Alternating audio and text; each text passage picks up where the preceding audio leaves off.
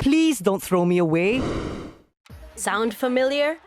Well, some of you may recall these campaigns aimed at getting us to do one thing. Recycle me. Fast forward 22 years, our latest recycling push includes blue boxes for every household, so you'll start recycling from home. Bloobins located at every HDB block. Centralized recycling chutes installed at new flats. And coming up in 2025, a beverage container return scheme, where you get 10 cents for every can or plastic bottle you return. But despite all these efforts, our domestic recycling rate is a mere 12%.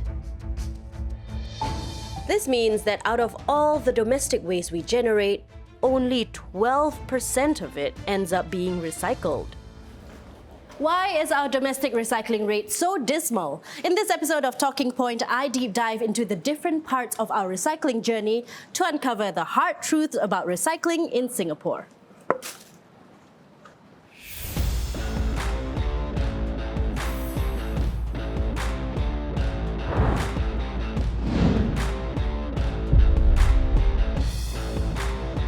My producer has arranged for me to work here.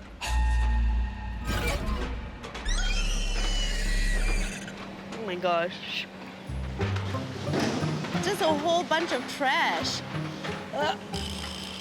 Oh, and it smells really bad. I have to breathe through my mouth. Hey Munah, welcome to the material recovery facility. Wait a minute. This isn't the rubbish center? Well, apparently, this is an MRF, or the Materials Recovery Facility. It's one of 3 facilities across Singapore where all the stuff we throw into the blue bins go to get sorted before they are sent to recycling companies. This one handles an average of about 50,000 kilograms worth of recyclables a day. Why does it stink so much? Well, you got to work here to find out.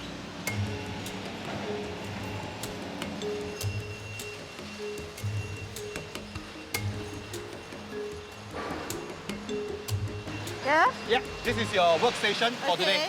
Okay. So all these need to be sorted before it can be sent down to the recyclers. What is the sorting process like? So in this station here, we sort out newspaper, plastic, paper, carton. My task is to pick out the clean recyclables from the conveyor belt and leave behind the contaminated and non-recyclables. Don't touch tissues. So tissues are non-recyclable. How about plastic with like curry on them? No, those are not recyclable. Okay. Come on. It's like food, tea bags, soiled tissue. Oh, it smells rancid in here. I really wish I could salvage all the recyclables, but it's just impossible to do that because everything is contaminated, everything is dirty. This plastic bag, we can't recycle this because it's just contaminated. How did you get lost, little guy? Oh dear. But would this be considered plastic? You don't know what exactly the material We is. don't know exactly the material of the doll and the hair, so unfortunately, I'm so sorry.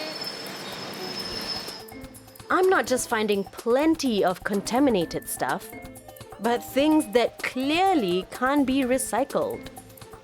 What is this? This is a full diaper into the blue bin. This is not good. Stay away from me. Really? There's yet another diaper. No. Really? Another diaper?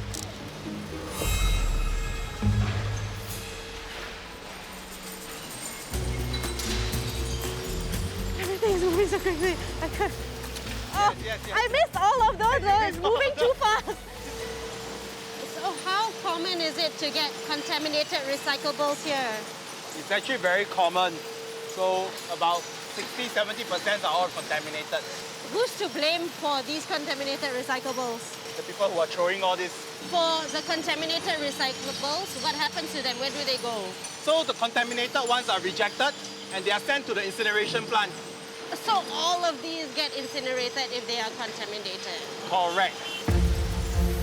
This heap here is their reject pile, headed for the incinerator. Derek says it's our fault that the stuff he gets is contaminated. But I'm about to find out that the problem is not that simple.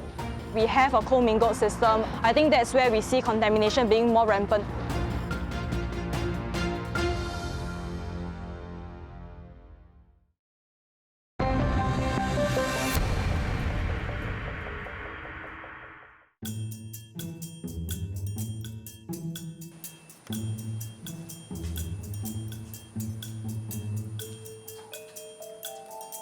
Hey, Munah!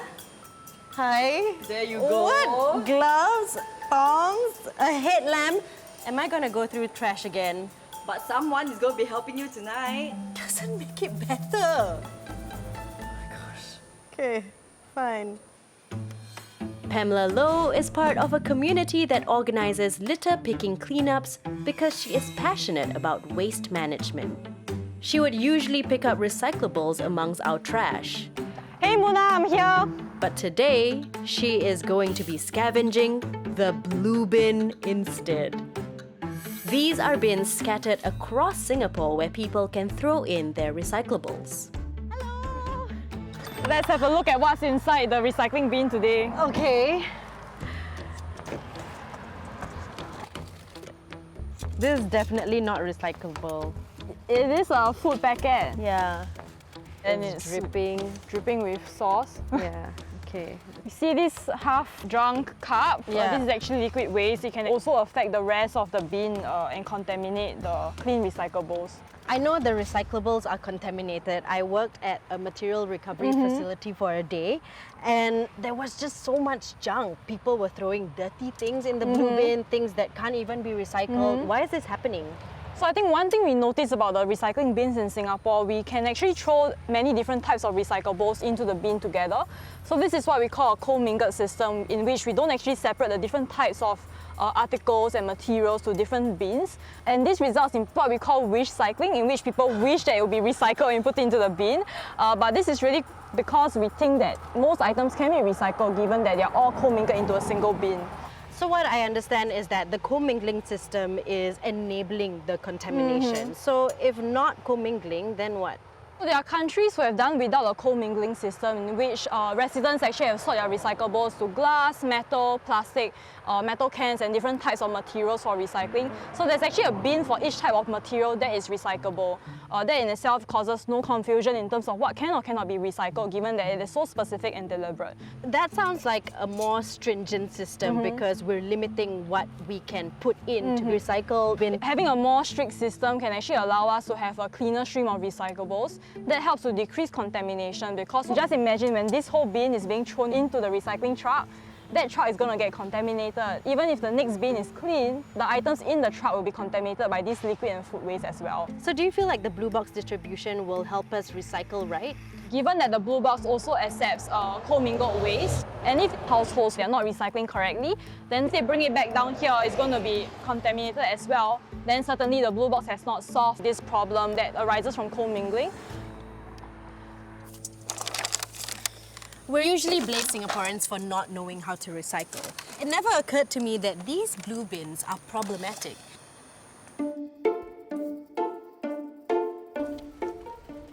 When recyclables in our blue bin get contaminated, they are just trash.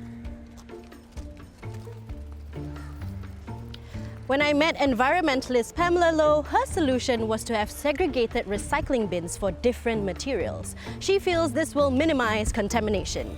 I've seen such segregated bins in some malls around Singapore, so why can't it be scaled up?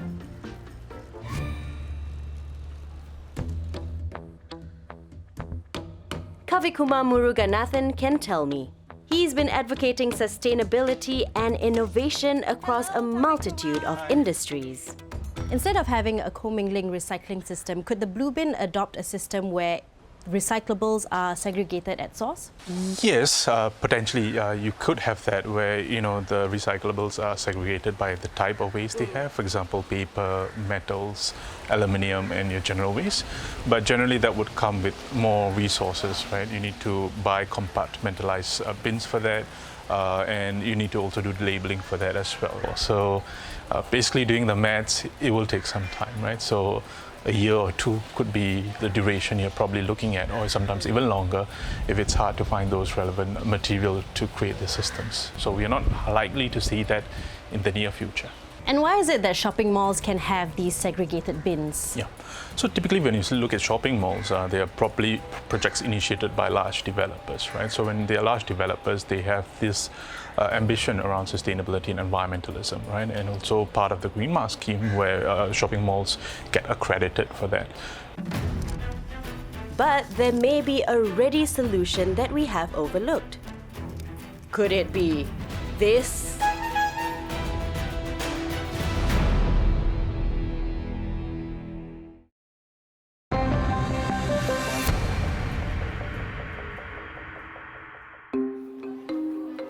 Having segregated recycling bins like these could minimize the contamination of our recyclables. But having them deployed across the island to replace our blue bins where everything is commingled may not happen anytime soon. Sustainability advocate Kavikumar Muruganathan, though, says there is a ready solution we may have missed. So what is this solution? They are our Karung Guni men. They were the pioneer ecosystem operators of our recycling infrastructure. And why do you think the Karung Guni man can make a significant impact to our recycling efforts? So according to the Eco-Business article, Karung Guni men actually collect 9 times more than the national recycling efforts. So Karung Guni men clearly have a role to play in our ecosystem. How is this possible? Because there seem to be a dwindling amount of Karung Gunis around. Well, when you look at Karung Guni men, they really have the expertise and know-how when it comes to sorting, segregating. They're very good at bundling recyclables, doing that source separation without any contamination in the recyclables. They also have linkages back to recyclers. So they ensure that the recyclables actually ends up at the doorsteps of recyclers eventually. And I understand that they are incentivized as well to collect these recyclables? Absolutely. The rag and bone men or Karung Guni men are incentivized by recyclers to collect that, right? So it's usually on a volume or weightage basis, so that they get incentivized and they collect more from the ground and they get paid by the recyclers as well. So it's a source of income for them as well. What does it take for the Karung Guni man to ramp up our recycling efforts? To ramp up our recycling efforts, we need to start formalizing the role of Karung Gunis, which means getting them formal roles within waste management firms and recycling companies, formalizing their role and recognizing their role in that. And they can actually be zoned out to the different estates, helping to collect recyclables and actually segregating them at source. So meaning that certain Karung Guni men will focus on a specific estate and collect recyclables from there, right? So in that way, that effort sort of also complements and takes away the load from the blue bin as well. And how will this help with the blue bin commingling recycling system? We'll be basically seeing better segregation at source, and that will actually help to reduce a lot of contamination along the way. So Karung Guni's men's expertise in that will be very much crucial, and that should help to boost national recycling rates in Singapore.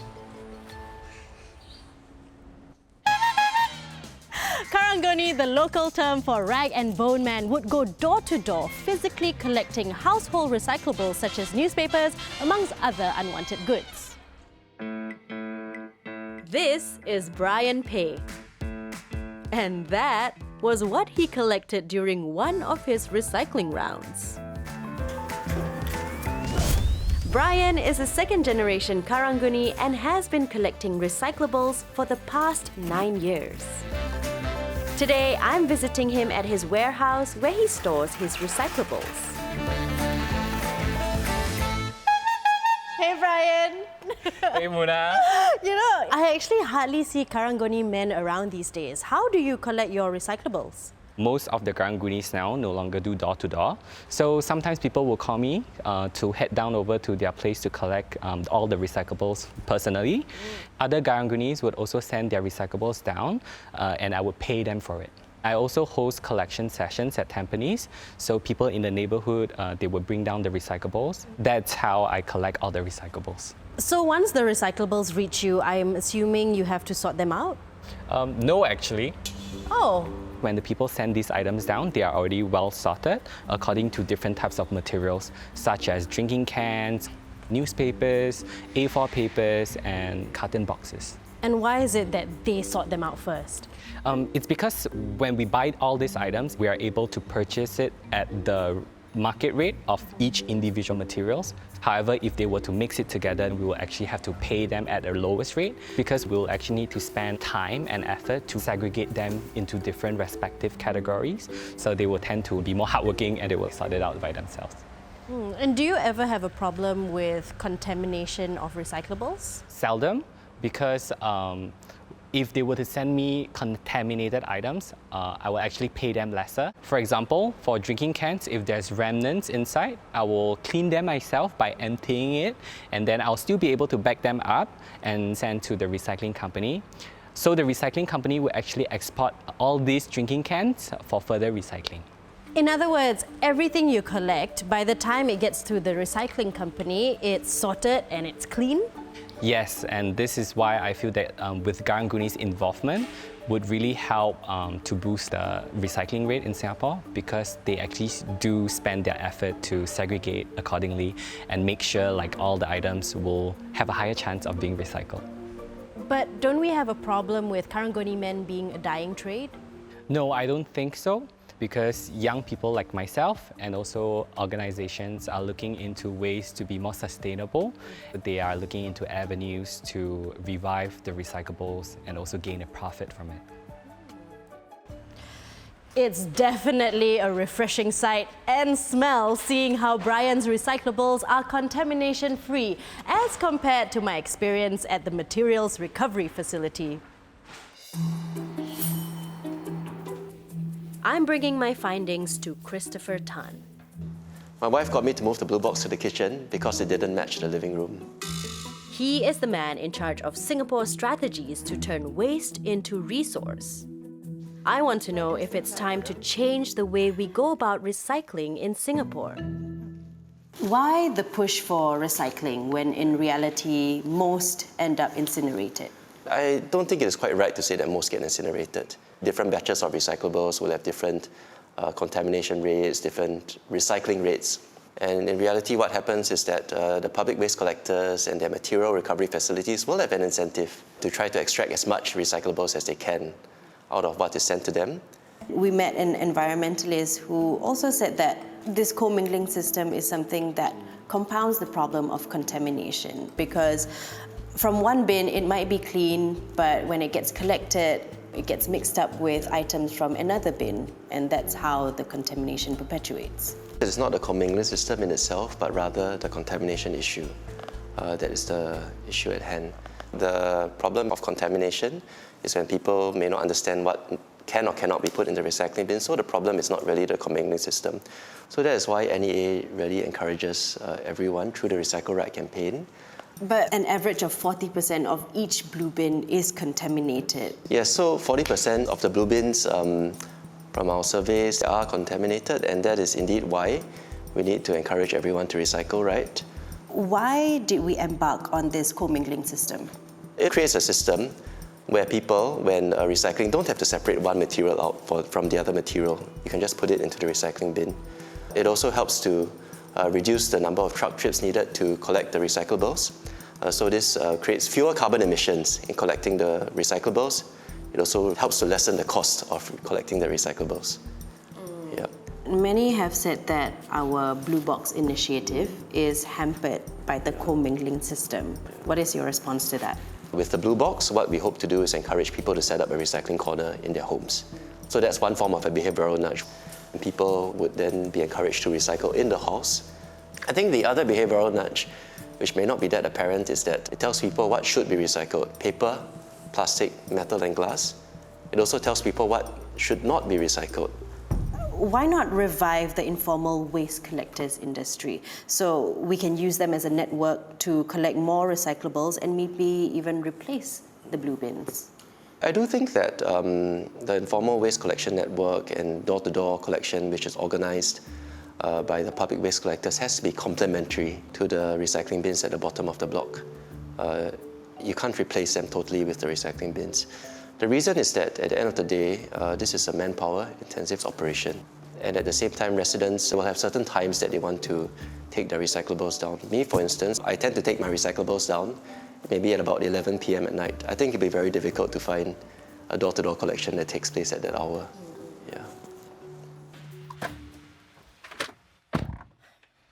The interview went on for about an hour, but I don't think I managed to convince the National Environment Agency to do away with commingling and roll out segregated recycling bins, or replace our blue bins with rag and bone man to minimize contamination of our recyclables and to improve our dismal recycling rate. They still think the onus is on us to recycle right.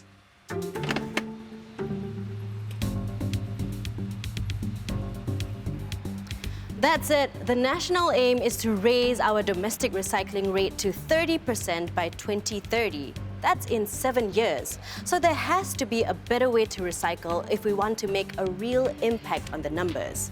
Because for now, it seems like our efforts at recycling are almost futile. Next week, I continue my investigation into our recycling industry and discover that countries are tightening the noose on imports of plastic trash. I also uncover some troubling truths about recycled plastics. This is something that we do not expect to find in our drinking water.